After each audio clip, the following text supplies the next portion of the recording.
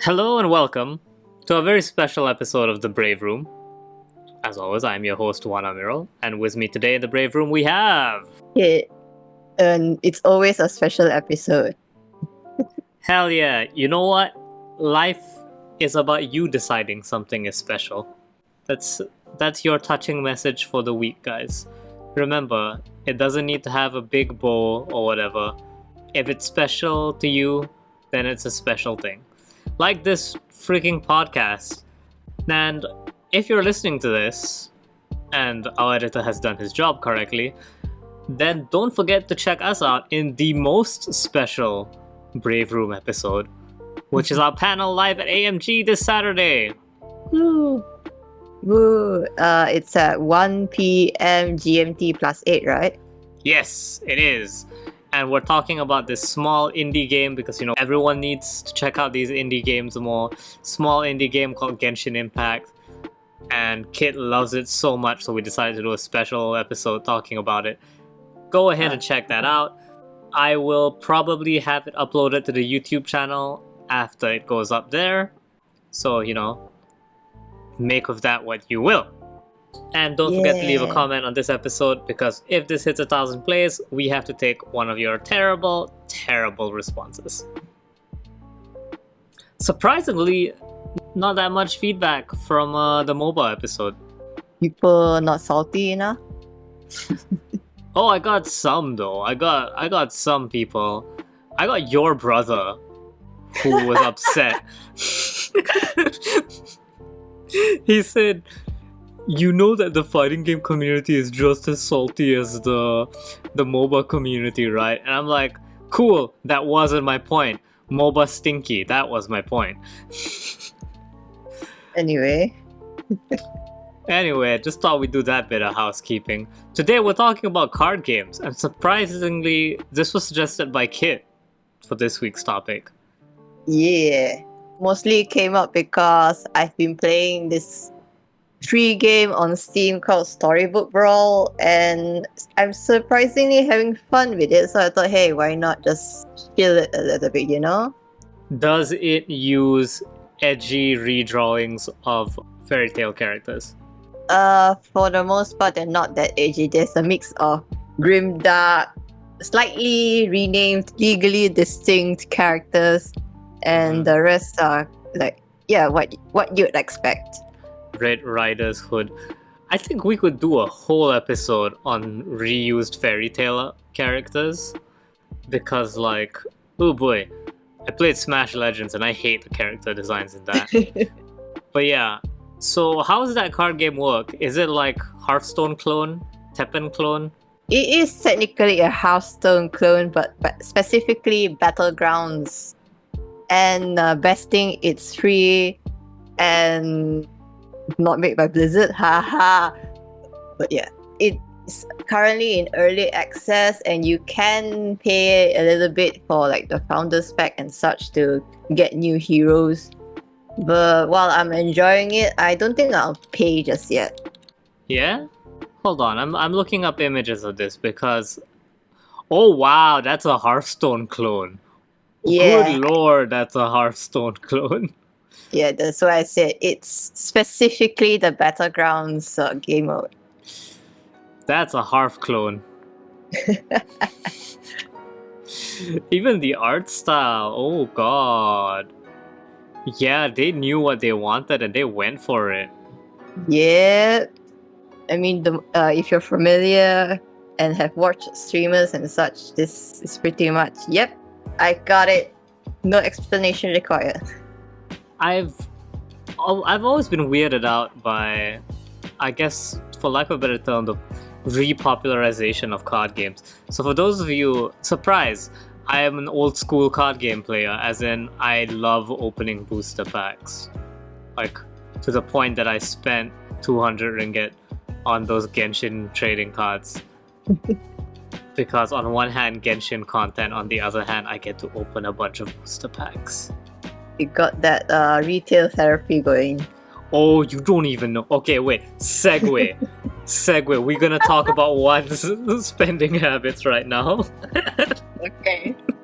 So yesterday was the 8/8 sale on Shopee. Yes, Lazada too. I mean, if you're using that anyway. Yeah. And freaking. So the things I want are never on sale, but I always want to feel included, right? And with the COVID and everything, a lot of my favorite stores are in danger. So I try to not be too much of a jerk about sales. Be like, is it only 10% or whatever? I'll just be like, hey, if they're taking part, I'll see what I can get. And lo and behold, my local Gundam shop, Gundam toy shop, highly recommend checking them out. They have the Ultraman Suit version 7 Action Edition, which is like, because there was originally an Ultraman Suit version 7 that had no posability, so this one comes as more posability. Anyways, I impulse bought that shit. On top of that, the new Warhammer kill theme comes out this weekend. The pre-orders start this weekend, and I've already messaged my game store being like, hey, can you put me on the list? I want to get it. So yeah, I need to stop spending. That's not even getting into like freaking Raiden Shogun, whose banner, is end of the month. And Possibly. I am prepared to spend money. Oh dear God. Listen. I saw some people do some pretty drastic shit for Zhongli. I want to do that too. And finally, we have an Archon who's a hot mommy. Uh-huh. So yeah, that's how it's gonna be. Anyways, back to the episode. What were we on about?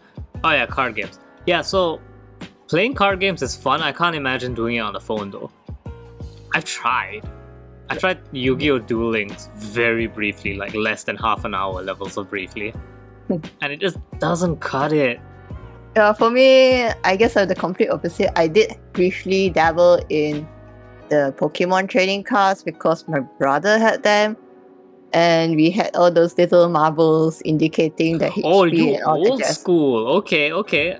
Yeah. Because my brother had them, so I did have, I guess, old school experience trademarked for these card games. So it's kind of like I've always had that interest in it, and it's also turn-based, so I can mostly take my time if I'm playing against the AI. Yeah. So it's like natural progression. I like card games. I enjoy it. Well, yeah, no. I used to play the Pokemon card game back in high school as well. And everyone was just like, oh my god, you're 16, why are you playing Pokemon? Ooh. Shut up. That's my answer. I played like the first set when it came out, like the base set. So I also had little marble counters. Uh-huh. Man, those marbles. Yeah, those pretty marbles. Yeah, I didn't understand the game at all back then because I was probably like 7 or 8 years old with a relatively poor command of English. So it's like, what does this even mean? I'm sorry. Yeah. I might as well have been illiterate. I also had an interest in Magic the Gathering, but more like a spectator because, oh boy, do I know those cards, how much they cost. Yeah, no. That's a weird thing, isn't it? Funnily enough, we did have an intern before in GamerBraves who sold off his MTG cards to get the ROG Phone 3, I think. That's some dedication. Yeah, he was talking a little bit here and there, and some of the cards were like 100 to 300 ringgit. Like, Jesus Christ. Yeah, no, that's wild. I like Magic the Gathering because the art is pretty. Yeah, I agree. That's why I think that was probably why I was kind of interested to begin with. And also the feeling of shuffling cards just hits different, man. It hits different. That's the thing. No mobile game can ever replace that feeling. Especially when your cards have the sleeves, right? It makes that nice like text feeling as it slides over each other. Oh, that's good.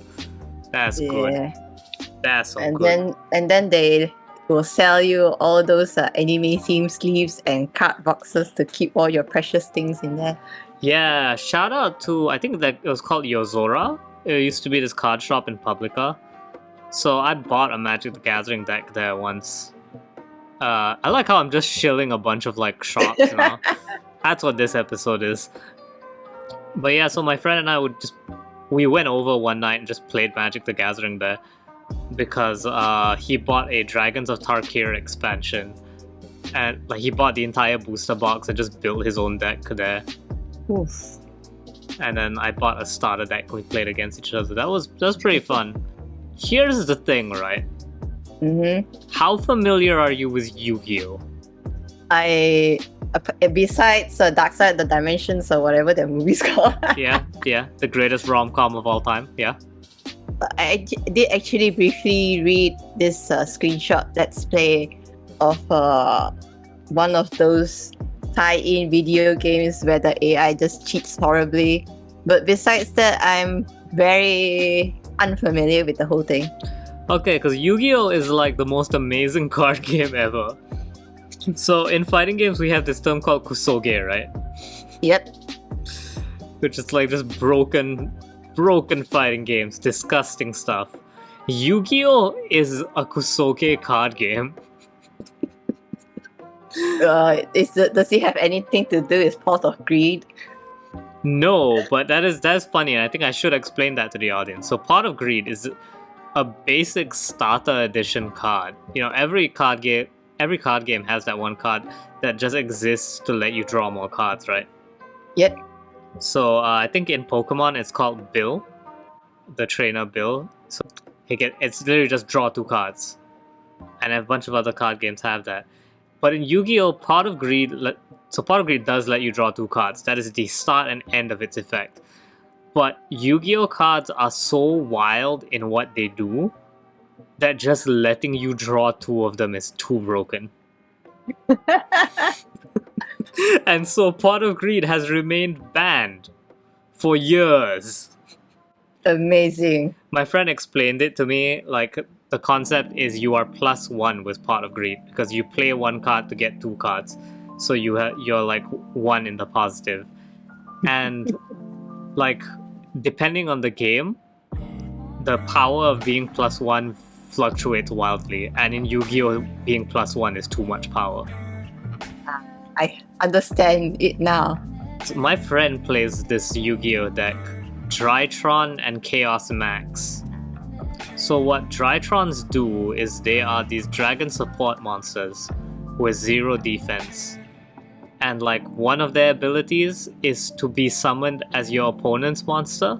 And Chaos Max's ability is that if it destroys a defense position monster, because by right the way defense position works is a defense position monster when destroyed will not deal life point damage to its owner.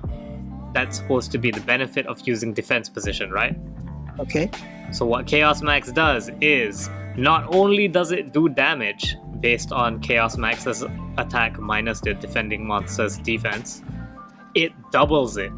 Oh no, I think I've seen it now. Yeah, it's in Dark Side of Dimensions. Kaiba uses Chaos Max specifically for that effect. And it's like, okay, Chaos Max has 4000 attack, which is like, I think currently the highest in the game. But you know, what? It's gonna do like, you have like 1500 difference, so you double it, it'll be 3000. That's bad, but you can come back from that. But Drytrons have 0 defense. So you do 8,000 damage.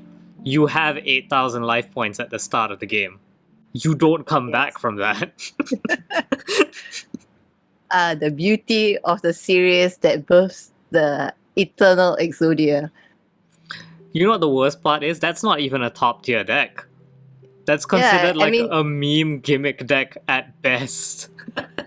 I mean, yeah, I understand it pretty much. That okay. Even if it's not a physical card game, so Shadowverse also has a few of these one-turn kill things. So each time they're always consistently referred to as the Exodia summonings because you need to draw it right, you need to combo it right. You need to draw it right, then That's some poor consistency. You need a good deck engine. In Yu-Gi-Oh, I run a hero deck, and it's not a great hero deck, but it is laughably consistent in that every turn starts the exact same way, because combo makes my brain happy. So I built the deck just to make sure that I could always pull off the same combo. I don't remember what it is anymore. I think it's like use Vision Hero Vion summons. He can send a card into the graveyard. So you take Elemental Hero Shadow Mist and throw her into the graveyard. Her ability activates. You get a card into your hand. Basically, it ends with you summoning a bunch of heroes. It's great. Funnily enough, I think there is a consistent OTK that I'm not sure how much they nerfed it, because I think what they nerfed is the combo mechanic. So right now in Shadowverse, the current expansion does have this kind of OTK thing. So before the card was nerfed, you could add to the combo count for Forest Crafts. And there is a legendary who cannot be evolved, Ladika. So you slap her down there, and then you just keep adding on to the combo count with this card, and she will eventually gain, I believe she will end up as either a 7/7 or an 8/8. And she can attack twice. Now, in Shadowverse, your total life points is 20. Yeah. So yeah, she also had Team Believe. I believe she gets a card where she can also deal 0 damage to a random enemy. So, zero damage. Sorry, a 0 cost card that deals 3 damage to a random enemy. So if your taunt is low and hits, she goes straight to the face for 18 damage at the very least, and usually you always have other cards on hand. So yeah, it's just I believe the earliest you can do the combo is about turn 6 or turn 7. How long are Shadowverse games to get that far? It depends, because the 20 health total is not that much, so you can kind of just die. But also your deck is 40 cards. Sir, I'm thinking about this in Yu-Gi-Oh terms. By turn 6, you know who's gonna win, and you're either surrendering or in denial. Because at turn 4 and 5, turn 4 the player 2 can evolve and make a comeback of the sort, and then player 1 gets it on the next turn, so turn 5, and also player 2 gets 3 of those evolve points. So it's kind of swingy, I guess, when it comes to the midpoint. Yeah, evolution cards always they slow down a game, I feel. I've been playing the Digimon TCG as well. Mm-hmm. That is a surprisingly competent game. Is it in English? Yes, there is an English expansion. It's a little behind on the Japan expansion. Okay, cool. There are also resources for translating cards. It has a really cool mechanic that I like. Mm-hmm. So you know how mana and MTG works, right? Not especially. Alright, so for those of you who may be uninitiated, let me explain to you how mana works in Magic the Gathering. So every turn you can play a land card, and it will provide 1 mana. And so, say I want to play, I don't know, Stinky Dragon, right? Stinky Dragon will be a 3 cost card, and so you need to have 3 mana to play. So your ability to play big cards is completely bound by how much mana you have. And since you can only play 1 mana per turn until you get to the disgusting shit like artifacts, then you are limited by this. So turn 1, you're never gonna play more than a 1 cost card or whatever, right? So how Digimon works is it has what they call a memory system, which is shared with your opponent. So the board for Digimon has numbers on both sides. It goes 10 to 0 and then 0 to 10, right? Okay. So every card has a memory cost. And as you play it, you move the counter closer to the center. The moment the memory cost exceeds 0 and goes into the opponent's side, it is immediately their turn. Ooh. Okay. It is the most clever system I've ever seen. Because you can play, like for example, you're recommended to digivolve your Digimon from the start, right? From a baby. But you can raw summon like Hercules Kabuterimon or whatever, right? A stage 4 Digimon. And it will have it has a different cost for if you're evolving it or raw summoning it. And the raw summoning cost can be, it goes up to 13, by the way, I made a mistake. So for example, I could have 2 memory now, and I could go, yeah, I'm gonna raw summon, Imperial Dramon or whatever, and for 12. So the problem is, now your opponent starts with 10, and it's their turn. You didn't get to do anything. Like, the moment memory touches the opponent's side of the field, it is their turn. Mm-hmm. It is so freaking clever. And then there's a bunch of other cards as well, like one of the supporter cards you can play makes it so that as long as, because what you can do if you want to choke out your opponent is you can make sure that your memory never exceeds 1 on their side. So I'll only ever play cards so that memory moves to 1, right? Uh-huh. There are cards that you can play that say, if you have less than 3 memory at the start of your turn, you start with 3 memory instead. Okay. So now your opponent's like, well, I can't choke you out anymore. I may as well play bigger cards. Because you're going to start with 3 memory no matter what I do. Also, if you don't spend your memory, your opponent starts their turn with 3. So say, for example, I ran out of cards and I said, well, I can't do anything, it's your turn now, then the memory counter immediately jumps to 3. It's such a clever system. I think I want to see that in action because explaining it sounds interesting. Oh, but yeah, I like a visual. Hey, maybe local it would be handy to put it. Yeah. Local game stores, mind helping us out with that? Wink, wink. We'd love to insert a huge thanks to your store here. Also, shout out to the Digimon card game for remembering that Stingmon exists. That makes you canonically better than the Digimon Vital Bracelet, which has decanonized Stingmon. Press F in the chat. Oh man. You can also get Dino Beamon, which is the other Stingmon fusion, and it's actually good. But yeah, no, Digimon card game. A lot more fun than I thought. The only thing I hate is that red decks are the most gorilla deck I've ever seen. Gorilla. So big HP and all that jazz? Big number, completely designed around killing other Digimon. I think... Yeah, I get that. There's a card called Gaia Force or something like that, and I think it just straight up destroys a Digimon. It's just pick one Digimon, it's gone now. Yes, absolute tolerance. Just so that you know, Portalcraft in Shadowverse has this card called Absolute Tolerance, I believe, if I'm not mistaken anyway. So he starts out at 30 costs, but it will reduce cost each time you deal damage to any enemy.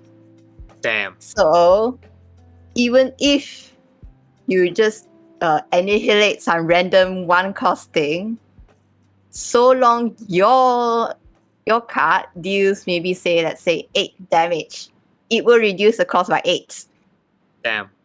And then its effect is destroy an enemy, and also it can attack on the same turn you summon it. Yeah, that sounds... Wait, do you have to pay the cost every time you attack? What do you mean by pay the cost? Because you said the cost goes down every time he attacks or something like that. The cost goes down every time you deal damage to enemy. But there is a slight caveat. The cost reduction only takes place when it's the enemy's turn. So Yeah, so you have to deal. Yeah, you have to deal the damage first, and then when it ends your turn, then the cost goes down. But I mean, that's not too big of a downside, if you can say, because your tolerance can just go straight to face anyway. yeah. So you just need to survive one more turn, and that's it. And that kind of reminds me of one of the most deliciously evil Yu-Gi-Oh cards I have. Mm-hmm. And it's so shitty that I own a physical copy of it. I went because I play on an online simulator, so it's called Masked Hero Dark Law, and I love what this card does. It's got two abilities. The first ability is that anytime your opponent would discard a card, not even discard, anytime your opponent would send a card to the graveyard, and because phrasing is really important in Yu-Gi-Oh! So as long as a card is headed to the graveyard, it does not go to the graveyard. It gets banished from the game instead. So, in Yu-Gi-Oh!, a lot of decks will send cards to the graveyard to make searching easier. Because there's way more cards that have the ability target a card in your deck, in your graveyard, versus target a card in your deck. So most decks are built on the concept of sending the card you want to the graveyard. And Dark Law sits here, ever vigilant, punting that card out of the game. I see. And it gets even worse than that. That's the first ability, which is already messed up. And then you have the second ability, which is if your opponent would add cards to their hand that are not the free card you get at the start of your turn, pick a card at random from your opponent's hand and banish it. Oh dear God. And remember how I told you my deck is super consistent? Uh-huh. It is built to get Dark Law out at the start of the game. Remind me not to play against you. I mean, it's really like once you know it's coming, it's easy to like deal with. Mm-hmm. But yeah, if you're not ready for it, oh boy, Dark Law is an anti-fun card. The only problem is after that you have to keep Dark Law alive. It's like yeah. It's hilarious how little fun your opponent will have when Dark Law's on the field. I can imagine. This card started an arms race with my friend and I, where we were just teching our decks for each other. So once Dark Law came out, and I started using it, my friend was just like, okay, lesson learned. Now I have to be able to kill you in one turn. And that's how I got the Drytron situation, where now he plays an OTK Drytron. Fantastic. Deserved. See what I put up with? Absolutely deserved. And this is why when you said, oh, this card is deadly in turn 6, I said, what? That is too long. Because our games don't last longer than 4 turns. Because turn 1, Dark Law comes out, turn 2, Dark Law is gone, and a Drytron is in its place now. And if I'm lucky, I can hold off Chaos Max for one more turn. Actually, it kind of reminds me of how Hearthstone actually makes decking out the whole mechanic thing. Oh, your life is your deck, is it? It's not that, but okay, so you have 30 cards total in your deck. But when your deck goes to 0, you don't immediately die. You gradually take fatigue damage. So, like, the first time you have 0 cards, you take 1 damage, and it goes up by 1 each turn. Oh, that's really clever. Yeah, but the thing is, it's also like really long, and people, if they have the ability to spawn in more cards, that game is going to go long and long. Yeah, I was gonna say I don't like damage over time as a thing because, again, I come from the world of Kusoge. And I believe there was this thing because warriors, I think it was really popular to do this. Fatigue warrior, because you could armor up effectively giving you more life. And there's no limit to how much armor you can get. Mm-hmm. So you can imagine that they just watch you deck out and laugh behind a second shield of sorts. Yeah, no, that is entirely wild. Oh Conversely, in Shadowverse, even though you have 40 cards to a deck, the last card is an instant death card. Oh, you deck out on your last card? Yep. Once you deck out, you're dead. In Yu-Gi-Oh, it's once you cannot do the free draw at the start of your turn. So you can win a battle with no cards in your deck. The true spirit Kusoge. I just remembered something. Duel Masters had this great mechanic that I really loved. Mm-hmm. They were this archetype of monsters called Survivors, I think. They had a little crest in their name, and they weren't element locked.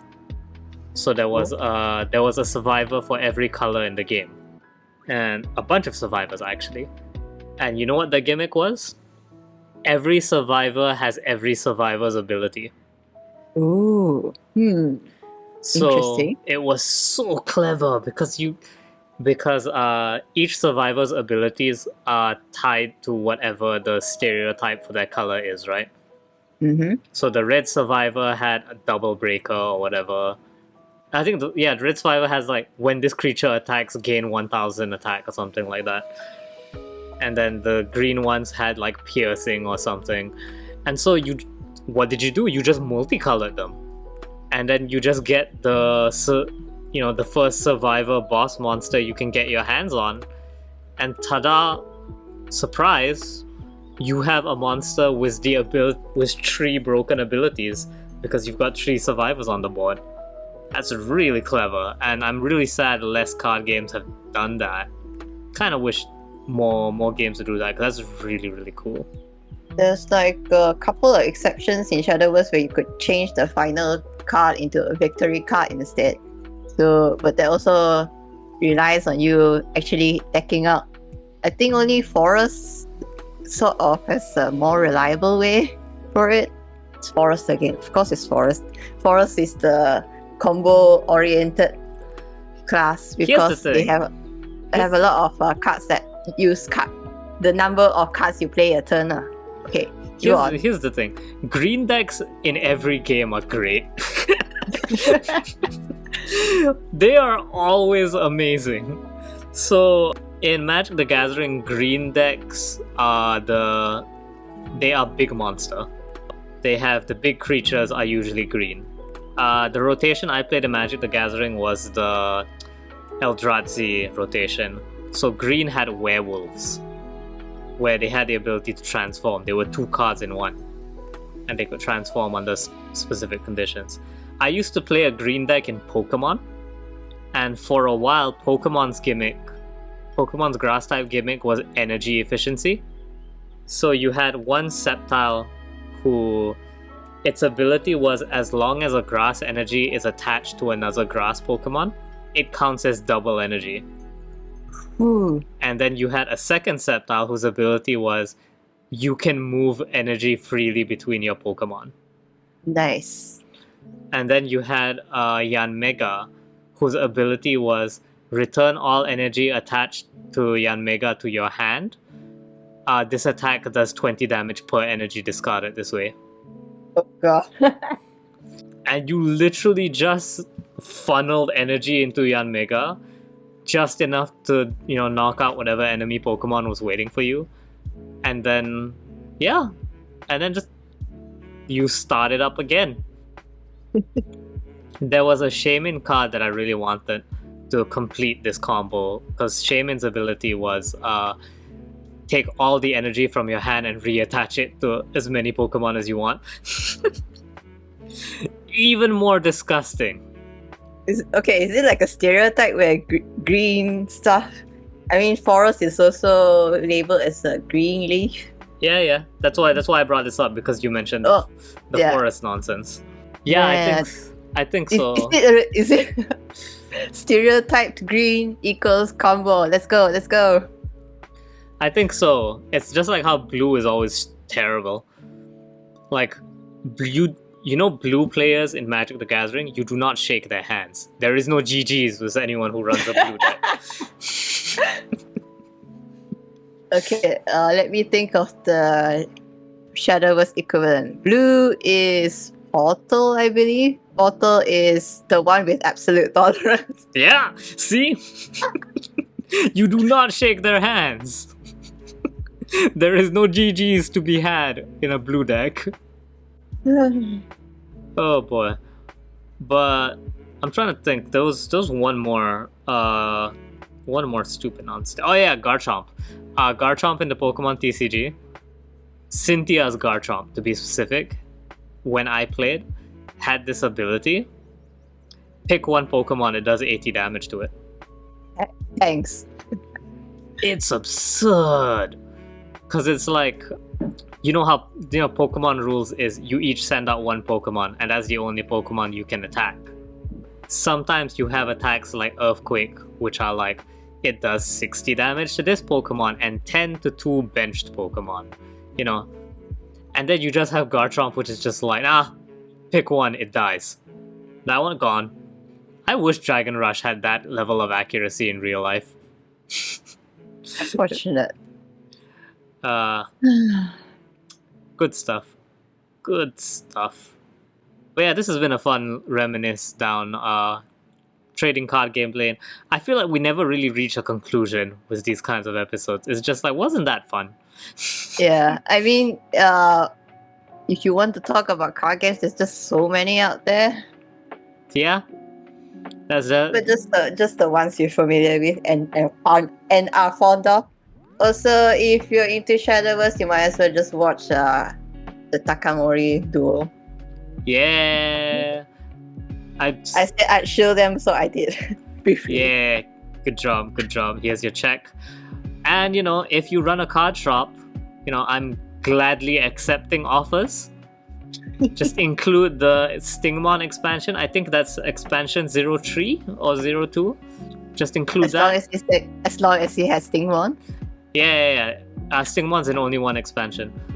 So just hand that over. And remember, that could have been you in the episode. That could have been your game store that we tanked. This has been another episode of The Brave Room. Don't forget to check out the AMG panel. Sadly, we will not be talking about card games. We will instead be talking about small indie games such as Genshin Impact. I can't wait for someone to actually think we think Genshin Impact's a small indie game. Maybe. Leave a comment if you are, so I can make fun of you next episode. This has been Brave Room. Thank you so much for listening. And don't forget to leave a comment. Also watch the MOBA Stinky episode, because I had a lot of fun with that one. Leave comments on that one as well. It's been the Brave Room. Thank you very much. Take care, guys. Take care. Signing out.